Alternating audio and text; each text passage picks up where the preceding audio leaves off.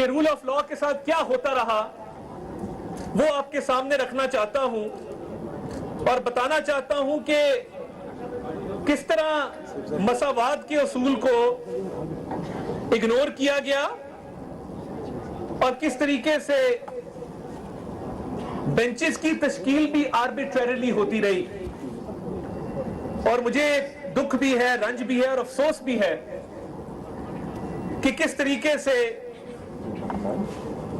Benches کی تشکیل کے اندر چیف جسٹس جو فرد واحد ہے ان کا کردار بطور ون امنگس ایکولز ہے. سینیورٹی کے پرنسپل پہ اگر آپ بیس کریں تو وہ صرف سینئر ہونے کی وجہ سے انتظامی امور نبھاتے ہیں. مگر نوید ملک صاحب تشریف لائیں, جن کو ویلکم کرتے ہیں. جی بہت شکریہ, بہت شکریہ جی. تشریف لائیں, اسٹیج پہ تشریف لائیں. صدر اسلام آباد ہائی کورٹ بار ایسوسی ایشن. میں عرض یہ کر رہا تھا کہ چیف جسٹس صاحب کے ٹینیور کے دوران اگر آپ اعداد و شمار کو دیکھیں تو کیسز الاٹ کیے جانے کا سلسلہ, بینچز کی تشکیل کا سلسلہ, پوری دنیا میں اس کے اصول وضع کیے گئے ہیں. امریکن سپریم کورٹ ہے, تمام ججز مل کے بیٹھ کے فیصلہ کرتے ہیں کیسز کی الاٹمنٹ کا, بینچز کی تشکیل کا.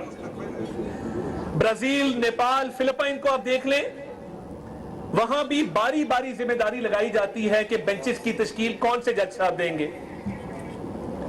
پچھلے 5 برسوں میں اگر آپ ہماری سپریم کورٹ کو دیکھیں تو وہ سیاسی نوعیت کے کیس ہوں یا غیر سیاسی نوعیت کے کیس, آپ کو حیرانگی ہوگی کہ جب سکور کارڈ دیکھا جاتا ہے تو جسٹس اعجاز الاحسن نمبر 1 پہ آتے ہیں کہ سب سے زیادہ بینچز میں ان کی شمولیت رہی ہے. اب یہ کس اصول کے تحت ہے, یہ کس رول کے تحت ہے, یہ کس پرنسپل کے تحت ہے کہ کچھ جج صاحبان نظر انداز کیے جائیں اور کچھ جج صاحبان کو اہم نوعیت کے کیسز میں بینچ میں زیادہ شامل کیا جائے. تو کیا اس کے ہوتے ہوئے رول آف لا ہو سکتا ہے؟ کیا اس کے ہوتے ہوئے انڈیپینڈنس آف جوڈیشری ہو سکتی ہے؟ آپ آگے چلیں, اگر آپ آگے چلیں تو آپ کو یہ پتہ لگے گا کہ سیاسی اور غیر سیاسی دونوں نوعیت کے کیسز میں نمبر 2 سکور کارڈ پہ عمر عطا بندیال صاحب کا ہے. اعجاز الاحسن صاحب نمبر 1 ہے, نمبر 2 عمر عطا بندیال صاحب ہیں. پھر آپ تیسرے نمبر پہ آئیں, سیاسی اہمیت والے کیسز میں نمبر 3 پہ جسٹس منیب اختر صاحب آتے ہیں. سب سے زیادہ جن کو نظر انداز کیا گیا وہ سینئر پیونی جج ہیں جن کا نام قاضی فائزیسا صاحب ہے. اور میں کیونکہ انکمنگ چیف جسٹس ہے, میں زیادہ بات نہیں کرنا چاہتا, نہ کوئی سیاسی بات کرنا چاہتا ہوں, مگر میں یہ ضرور کہنا چاہتا ہوں کہ سیاسی اہمیت کے کیسز ہوں یا روٹین کے کیسز ہوں, اس بینچ کی فارمیشن کی اختیار کو اور کیسز کے الاٹمنٹ کے اختیار کو غیر منصفانہ طریقے سے کیا گیا ہے. اور اس لیے چند ججز کو فیور کیا گیا, چند کو نظر انداز کیا گیا, اسی وجہ سے ناانصافی ہوتی ہے اور پھر گڈ ٹو سی یو کہا جاتا ہے اور مرضی کے بینچ بنائے جاتے ہیں. یہاں پہ رول آف لا پامال ہوتا ہے, یہاں پہ انڈیپینڈنس آف جوڈیشری کمپرومائز ہوتی ہے. اور میں بڑے دکھ کے ساتھ, بڑے افسوس کے ساتھ یہ کہتا ہوں کہ ہم نے بھی یہ مطالبہ کیا اور تمام بار کاؤنسلز نے, بار ایسوسی ایشنز نے مطالبہ کیا کہ آپ اپنا ہاؤس تو ان آرڈر کریں, آپ اپنی فل کورٹ میٹنگ تو بلائیں. آپ کو کس نے روکا ہے کہ جو کورٹ کے معاملات ہیں ان کو سیٹل کرنے کے لیے آپ اپنی فل کورٹ میٹنگ کیوں نہیں بلاتے؟ اور یہ بھی لمحہ فکریہ ہے کہ آج اس بات پر بحث ہو رہی ہے کہ آؤٹ گوئنگ چیف جسٹس کو فل کورٹ ریفرنس دیا جائے گا کہ نہیں دیا جائے گا. یہ ایک روایت ہے, یہ جوڈیشل ٹریڈیشنز ہیں.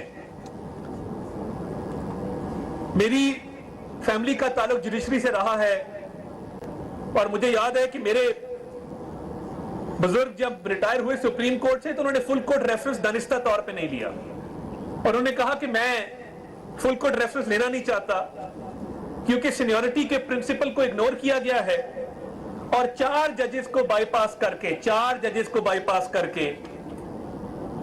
सजाद अली शाह साहब को उस वक्त चीफ जस्टिस तैनात किया गया था। तो उन्होंने कहा कि जिस दिन सीनियरिटी का प्रिंसिपल बहाल हो जाएगा मैं फुल कोर्ट रेफरेंस लेने वापस आ जाऊंगा। वो दुनिया से चले गए मगर सीनियरिटी का प्रिंसिपल आज भी पामाल हो रहा है, सीनियरिटी का प्रिंसिपल आज भी इग्नोर हो रहा है कि ना सिर्फ बेंच फिक्सिंग की जाती है, एलिवेशन जो है आउट ऑफ टर्न की जाती है। सीनियर तरीन 3-4 जजेस जो हाई कोर्ट से जो है इस बात के कि उनको एलिवेट किया जाए सुप्रीम कोर्ट में, नहीं किया जाता। लाइकिंग और डिसलाइकिंग देखी जाती है कि कौन हमारे धड़े का हिस्सा बनेगा सुप्रीम कोर्ट में आके। अफसोस की बात है कि यह डिबेट होती रही कि 6 एक तरफ है और 7 एक तरफ है।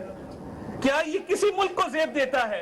क्या ये किसी मुल्क का सिस्टम चल सकता है इस बुनियाद पे कि जहां पे मुल्क की आला तरीन अदालत इतनी बुरी तरह तकसीम हो कि उंगलियों पे गिनती की जा रही हो और फुल कोर्ट मीटिंग बुलाने से आपका हाजिर सर्विस चीफ जस्टिस वो गुरेजा हो?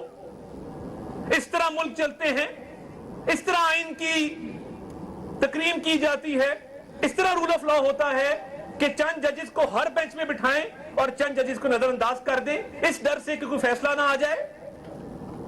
हम सियासी लोग हैं, हमने सख्तियां भी बर्दाश्त की हैं, हमने नाइंसाफी भी बर्दाश्त की हैं, कभी हद अदब से आगे नहीं गए। कोर्टों के आगे हमेशा बाउ डाउन किया है, माय लॉर्ड कहा है। कोर्ट के जो ऑर्डर्स हैं उनको हमेशा उन पे इंप्लीमेंटेशन को यकीनी बनाया है। पनामा जजमेंट पता था कि नाइंसाफी पे मबनी है। आप अंदाजा करें, आप सारे लॉयर्स बैठे हैं, एसेट्स और लायबिलिटीज के अंदर एक अनविड्रॉन रिसीवेबल को एसेट डिक्लेयर कर देना, पूरी दुनिया में मुझे डेफिनेशन ला के दे दे। ये ब्लैक लॉ डिक्शनरी का मामला नहीं था, ये ब्लैक शीप का मामला था। को गैर फाल क्यों किया गया? इधर अगर एफबीआर में हम सारे रिटर्न्स जमा कराते हैं, हम जवाबदेह हैं, वकला जवाबदेह हैं, सियासतदान जवाबदेह हैं, तो एक शख्स जिसने 40 करोड़ का प्लॉट 10 करोड़ में लिया, क्या वो किसी को जवाबदेह नहीं है? जिसके बच्चे लॉ कॉलेज से निकले और पहले दिन उनको 15-15, 20-20 लाख की रिटर्नशिप्स ने, जो वकला का हक है, जो एक मेरिट पे आए वकील का हक है, वो भी हक मारा जाता है। ये सिलसिला बंद होना चाहिए। आपने सिर्फ इसलिए प्रोटेक्शन जस्टिस बज़ाहिर अली अकबर नकवी साहब को दी क्योंकि आप चाहते थे कि वो आपके धड़े में शामिल हो और आपकी सपोर्ट करें। कोर्ट की तकसीम को एक्सप्लॉइट किया गया। आपके होते हुए अगर सुप्रीम जुडिशियल काउंसिल में यह मामला चला जाता और सुप्रीम जुडिशियल काउंसिल इसका कोई ना कोई फैसला कर देती, आपने ही हेड करना था, तो क्या आपकी नेकनामी में इजाफा ना होता? या इस बात से नेकनामी में इजाफा हुआ है कि उस रेफरेंस को पेंडिंग रखा गया है? आमदन से ज्यादा असासे हैं, अनडिक्लेयर्ड इनकम है, अनडिक्लेयर्ड एसेट्स हैं, अनडिक्लेयर्ड वेल्थ है, एसेट बियॉन्ड मीन्स है, उसकी कोई तहकीकात करने वाला नहीं है। सूली पे हमेशा सियासतदान को लटका देते।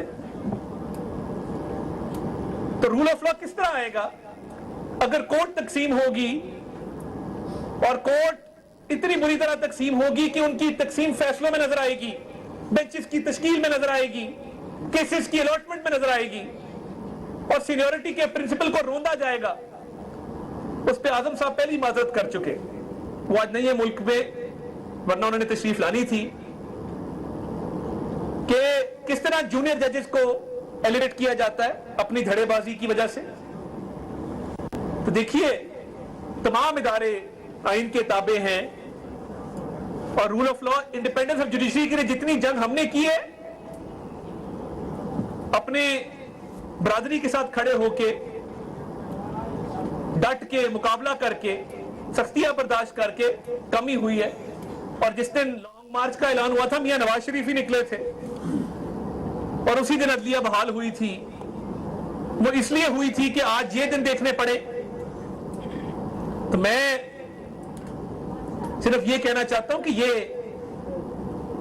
कानून साजी भी پارلیمان کا اختیار ہے. آپ نے ایک ایسا قانون پریکٹس اینڈ پروسیجرز ایکٹ جو مارز وجود میں نہیں آیا اس پہ اسٹے آرڈر دے دیا, اس کو ٹائم سے پہلے ہی اس کو روک دیا. کیا کوئی قانون ابھی قانون کی شکل اختیار نہ کرے؟ کیا کسی کے پاس یہ اختیار ہے کہ اس کو ختم کر دے, کوئی عدم قرار دے دے, اسٹے آرڈر دے دے اس پہ؟ افسوسناک ہے. یعنی آپ نے ایگزیکٹو کا کام بھی خود کرنا ہے, لیجسلیچر کا کام بھی خود کرنا ہے, تو پھر سیپریشن آف پاورز کہاں پہ گئی؟ جوڈیشل ایکٹیویزم ایک اچھی چیز ہے, مگر جب جوڈیشل ایکٹیویزم کی وجہ سے انڈیپینڈنس آف جوڈیشری ختم ہو جائے, جب جوڈیشل ایکٹیویزم کی وجہ سے رول آف لا ختم ہو جائے, تو پھر ایسے جوڈیشل ایکٹیویزم کو جوڈیشل انٹرفیئرنس کا نام دیا جائے گا, جوڈیشل کو کا نام دیا جائے گا. اس کو انڈیپینڈنٹ رہنے دیں, اس کو ایکٹیویزم رہنے دیں, اس کو انٹرفیئرنس اور انٹرونشن کا نام مت دیں. تمام ادارے اپنی حدود میں رہ کر کام کریں. تو آج یہ باتیں نہ ہو رہی ہوتی, آج ہم آپ کو ہار پہنا رہے ہوتے, آج ہم آپ کو فیئر ویل کہہ رہے ہوتے, ہم آج دکھی ہوتے کہ آپ ریٹائر ہو رہے ہیں. مگر آپ نے ایک آلریڈی تقسیم شدہ معاشرہ ہے, پولرائزیشن ہے, ڈویژن ہے, آپ نے اس کو مزید تقسیم کا شکار کیا. آپ نے یہ تاثر دیا کہ یہ پوری کورٹ بھی تقسیم شدہ ہے. آپ بڑے تھے, آپ کے پاس عہدہ بڑا تھا, آپ کی ذمہ داری بنتی تھی کہ آپ قوم کو یونائٹ کرتے, آپ کی ذمہ داری بنتی تھی کہ آپ معاشرے کو یونائٹ کرتے. آپ ایک سو موٹو لیتے کسی غریب آدمی کا, کسی بچی کا جس کا ریپ ہوا ہے, کسی چھوٹے بچے کا جو ٹارچر کے بعد مار دیا گیا ہے, آپ ایگزامپل سیٹ کرتے. آپ کہتے کہ میں نے اس کیس میں 25 دن کے اندر فیصلہ کیا, مگر نہیں, آپ کو گڈ ٹو سی یو نظر آیا, آپ کو وہ بچی دھاڑے مارتی ہوئی, چیخیں مارتی نظر نہیں آئی جس کی عزت تار تار کر دی گئی ہو.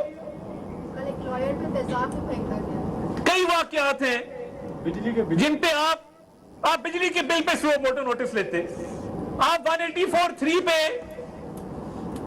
چند لوئر جاتے ہیں مخالف دھڑے کے, وہ شام کو جاتے ہیں, صبح ان کا کیس لگ جاتا ہے. تو یہ اچھی روایات نہیں چھوڑی آپ نے. رول آف لا کے لیے ہم کام کرنے کو تیار ہیں. شہباز شریف صاحب پنجاب میں جب پہلی حکومت میں ملی 2008 میں استعفیٰ, سب سے پہلے لوور جوڈیشری کی تنخواہیں ان کی برات میں اضافہ کیا گیا. انپریسیڈنٹڈ. کس لیے تھا؟ کہ جوڈیشری انڈیپینڈنٹ ہو, ان کو یہ فکر نہ ہو کہ ہم نے اپنے خرچے کیسے چلانے ہیں. ادھر آپ کے سامنے ہے کہ بلا سود قرضے دے دیے گئے ہیں, 15 لاکھ روپے تنخواہ ہے, برات ہے, اس کے باوجود بلا سود قرضوں کی کیوں ضرورت پیش آتی ہے؟ تو یہ دھوس دھاندلی, منمانی, لائکنگ, ڈس لائکنگ, پارشیالٹی, یہ انجسٹس کو بریڈ کرتی ہے. اور جب تک ہم اس کے لیے تیار ہیں, قانون سازی کرنے کے لیے تیار ہیں. یہ کیوں قانون لائے تھے؟